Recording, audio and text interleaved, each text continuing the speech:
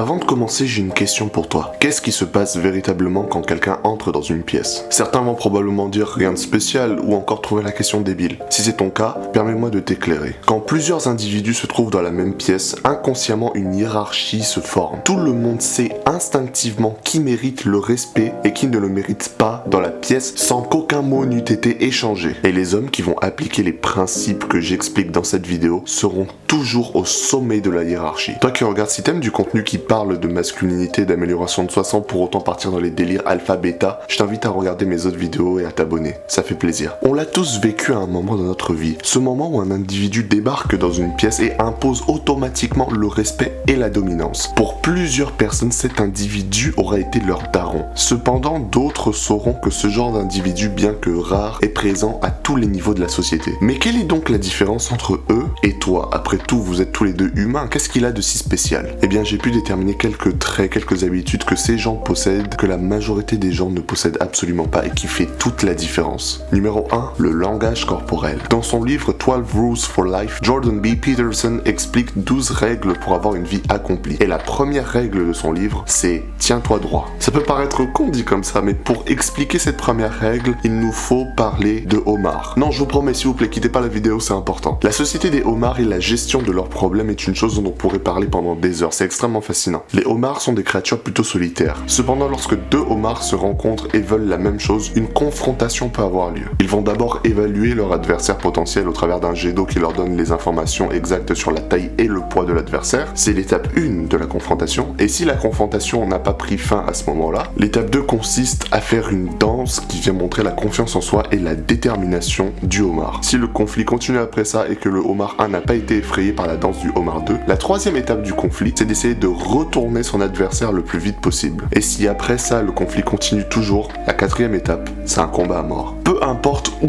et comment se finit le conflit, il y a une chose qui peut être observée dans chacun des cas. Le homard perdant a ses niveaux de sérotonine qui chutent rapidement et du coup il se considère comme une petite merde qui doit constamment éviter le conflit et qui pourrait se faire défoncer par toutes les créatures de l'univers. C'est basiquement le Jeffrey des homards. Le vainqueur cependant a ses niveaux de sérotonine qui augmentent drastiquement et du coup il se sent plus confiant, se tient droit, bombe le torse et marche comme si c'était le roi de la mer. Il n'a peur de personne, ce qui vient dissuader non seulement les autres homards, mais aussi des prédateurs potentiels. Et en plus, ça lui attire les faveurs des femelles homards. Ce que vous voyez là, c'est le Adonis des homards. La raison pour laquelle je vous casse les couilles avec des homards, c'est parce que les humains ont un système de sérotonine qui est extrêmement similaire à celui des homards, si bien que les antidépressants marchent sur les homards. On peut être hiérarchisé de la même manière que les homards dans notre société humaine. Si soudainement tu marches dans la rue, tu croises quelqu'un qui a le dos courbé, une posture éclataxe, tu vas pas te dire que le mec il a confiance en soi. Non, pas du tout. Le frérot il balance des vibes de loser un peu. Cependant, si t'as Adonis qui débarque, dos droit, posture parfaite, torse bombé, souriant légèrement, et il marche calmement dans la rue comme si l'endroit l'appartenait. Soudainement, tu te retrouves à penser, putain, le mec masse confiance en soi. Hein. Il pue le charisme, le gars. Inconsciemment, tu vas directement le mettre sur un piédestal parce que tu te dis que le mec, pour pouvoir avoir le dos droit, pour pouvoir sourire ainsi, c'est qu'il doit réussir dans sa vie, c'est que c'est forcément un BG. Et c'est là le truc fun.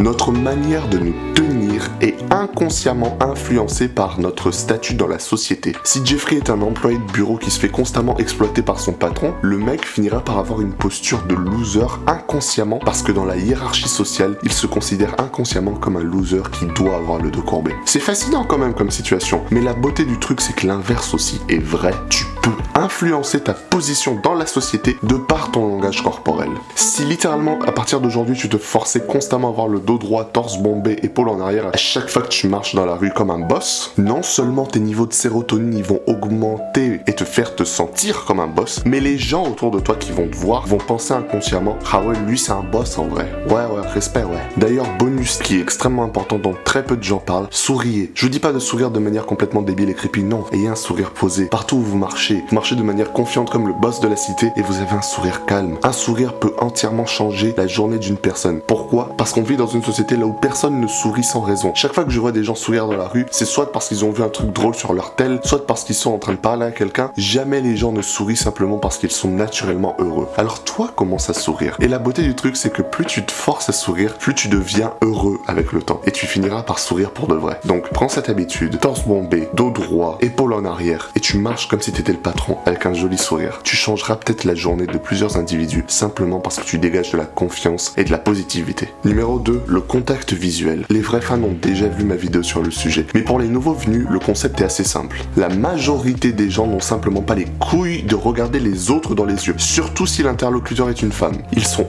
incapables de maintenir le contact visuel avec qui que ce soit et feront tout pour éviter cette éventualité. Si t'es une de ces personnes, permets-moi de t'apprendre de 1 que t'es pas discret et que de 2 tu renvoies des vibes de loser. Mais c'est ok, tant que tu essaies de t'améliorer, je ne te juge pas. On dit souvent que les yeux sont la fenêtre de l'âme. Donc si t'as envie de montrer de la dominance sans avoir besoin d'ouvrir ta bouche, regarde directement dans l'âme de tes interlocuteurs. Tu ne baisses jamais les yeux, tu ne détournes pas le regard, tu ne te chies pas dessus, parce que si tu baisses les yeux ou détournes le regard, c'est comme si inconsciemment tu admettais que tu étais en dessous de cet individu hiérarchiquement. Imagine vouloir réussir avec les femmes sans être capable de maintenir le contact visuel avec tes interlocuteurs. Normal que ça se passe pas bien pour toi, je suis désolé, y a pas de mystère. Après bien sûr je dis pas de constamment fixer tout le monde qui passe dans la rue, non pas du tout. Juste si ton regard croise celui de quelqu'un d'autre, tu ne baisses pas les yeux parce que tu te respectes. C'est à cet individu de baisser les yeux. On ne se met pas en dessous d'autres individus hiérarchiquement. Numéro 3, la voix. Pour ceux qui ont vu ma vidéo sur le sujet, ne partez pas, j'ai des conseils additionnels pour vous. Imagine si t'as un mec comme Kratos qui débarque, grosse barbe, giga musclé, en costard avec un méga cigare, le mec qui en impose de fou, tu vois. Et soudainement il ouvre sa bouche pour dire un truc et il parle comme ça. Oui alors, je vais vous inviter à donner tout votre argent et vous allez tous faire...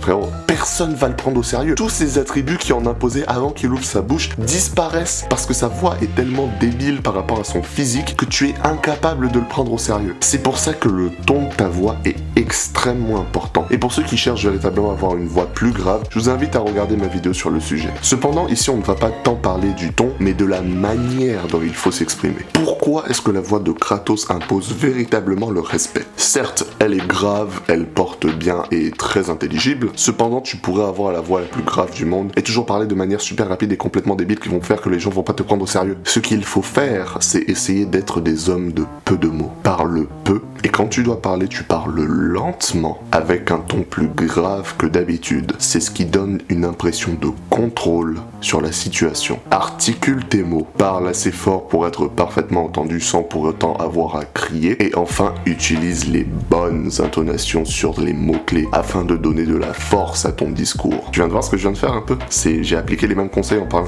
C'est drôle, hein? Numéro 4, ton apparence. Je sais, c'est extrêmement culotté de la part d'un mec mal rasé en pull rose de parler d'apparence physique. Je sais, je l'admets. Cependant, me cassez pas les couilles, j'essaie de faire pousser ma barbe et mes cheveux pour ressembler à un philosophe grec, ok? D'accord. Plus sérieusement, un homme qui prend soin de son apparence physique impose le respect. Il s'habille avec des habits près du corps afin de mettre en valeur son physique qui en impose, hein, plutôt que de porter tout le temps des pulls oversize comme tout le monde, hein. Il prend soin de sa peau, de sa barbe, de ses cheveux et de ses sourcils, car chacun de ces éléments peut impacter grandement ton apparence physique. Perso, j'épilais pas mes sourcils fut un temps, et j'en avais qui poussaient jusque là, ce qui me faisait des yeux un peu tombants, un peu fatigués. Je m'étais pas rendu compte à l'époque à quel point c'était complètement OP d'avoir des sourcils parfaitement taillés. Je sais pas, ça donne juste un regard beaucoup plus perçant. Prenez soin de votre apparence physique, vous me remercierez. Numéro 5, ta confiance en soi. Jusque là on a parlé de points qu'on pouvait facilement fake, tu sais, t'habiller correctement, fixer les gens, parler de manière un peu plus calme, un peu plus détendue, c'est des trucs que tu pouvais fake. Cependant, c'est difficile de fake sa confiance en soi,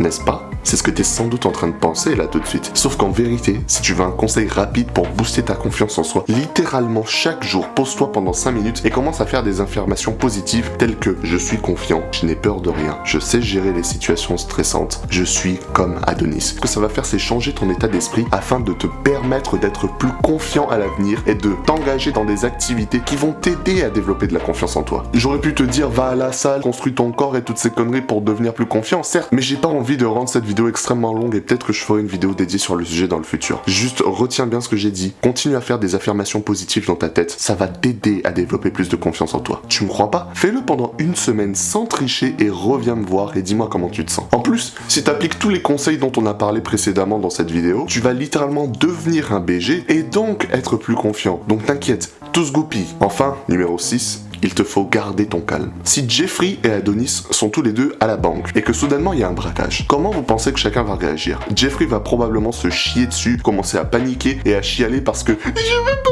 mourir. Tandis que Adonis, lui, il est calme, il est concentré. C'est une situation dangereuse qui pourrait générer énormément de stress dans l'individu moyen, mais Adonis, lui, est imperméable au stress et évalue entièrement la situation de manière complètement posée et vigilante. Ainsi, il finit par voir une opportunité, arrive à désarmer le braqueur et à le maîtriser. Je vous dis pas non plus de risquer vos vies en essayant de stopper un braquage, non pas du tout. Juste ne laissez pas le stress gouverner votre réaction et gouverner votre vie. Si tu te retrouves dans une situation dangereuse où un truc de merde vient de se passer, garde ton calme, il n'y a pas besoin de s'énerver, évalue la situation avec un esprit sain qui n'est pas pollué par du stress. Une personne avec une telle force mentale n'a pas besoin de faire d'efforts pour être prise au sérieux. Genre je suis désolé si personnellement je devais paniquer à chaque fois que j'avais une merde qui arrivait dans ma vie, à chaque fois qu'on avait un problème, j'aurais déjà plus de cheveux. Donc arrête de laisser ta vie être gouvernée par le stress, arrête de laisser les situations compliquées, les situations dangereuses, les moments chiants dans ta vie te faire te sentir mal. Garde ton calme, accepte la situation,